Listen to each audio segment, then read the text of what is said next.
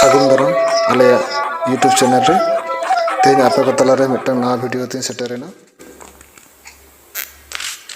तेज विषय दो हुयुक कना आकाशवाणी रेडियो रे सानताड़ी आखड़ा मोबाइल ते आंजमाबन चिकाते सानाम गबन बाडाया 90 दशक खन आकाशवाणी रेडियो सेंटर रे सानताड़ी आखड़ा एतहब कना। दिनम सिंगड़ 6 बजा खन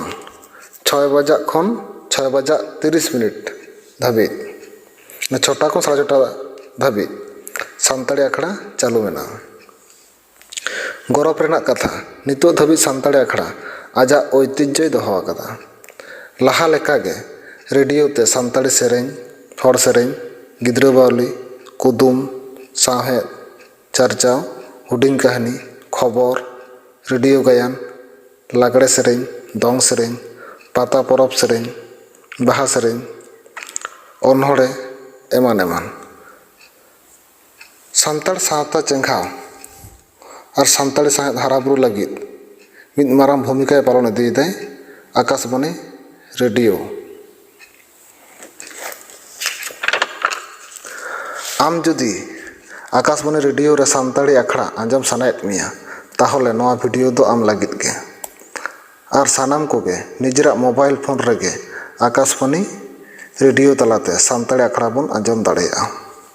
ओना लगिद मिदटांग एप्स डाउनलोड हुयुग ताबोना। ओना एप्स रेना nyutum दो न्यूज ऑन एयर। एप्स ओकारे बन ᱧᱟᱢᱟ एप्स चिका लेकाते बन चालुया एप्स रेना ओका चैनल रे सानताड़ी आखड़ा हुयुगा सानाम कुकली रेना तेला नवा वीडियो तलातिन बाडाय हचोपिया। मा एनखान मनोयोग कते नेल ताबन पे।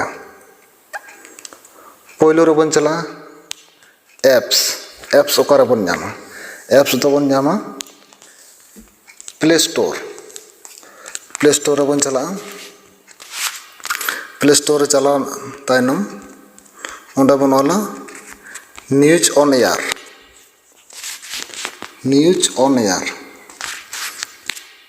नोडे बन ऑला न्यूज ऑन एयर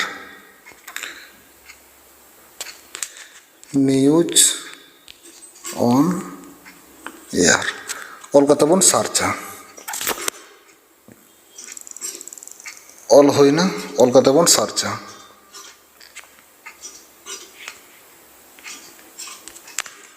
सार्च तनम नोंका मिटन इंटरफेस ओपन हो जेहेतु माड़ांग खन नोआ एप्स इंस्टॉल मेना तिया ओना खातिर ओपन ए देखावे तिया।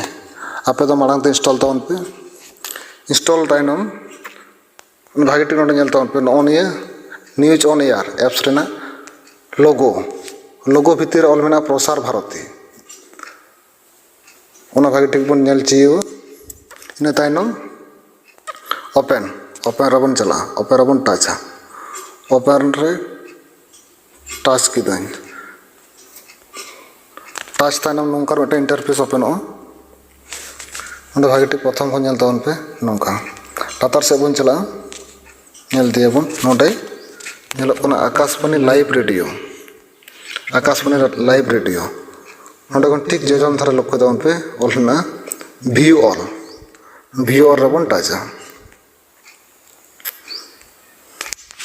व्यू रे टाच लेनखान नोंका आडी आमदा चैनल हिजुआ आडी आयमा चैनल सब मुचाद रबन चला जेहेतु सानताड़ी आखड़ा बन आंजम लगिद सब मुचाद रबन चला जहां चैनल मेना चैनल ना मुचाद भागे लक्ष्य दन पे ओंडे आकाशवाणी कोलकाता गीतांजलि नोटा एप्स आकाशवाणी कोलकाता गीतांजलि नोटा एप्स रे सानताड़ी आखड़ा आंजमा भागे लक्ष्य दो आकाशवाणी कोलकाता गीतांजलि लोगो भीतर ऑल मेना साथे बांग्ला था ऑल मेना मा प्ले बटन रे चालू लेनखान के रेडियो स्टार्ट हो।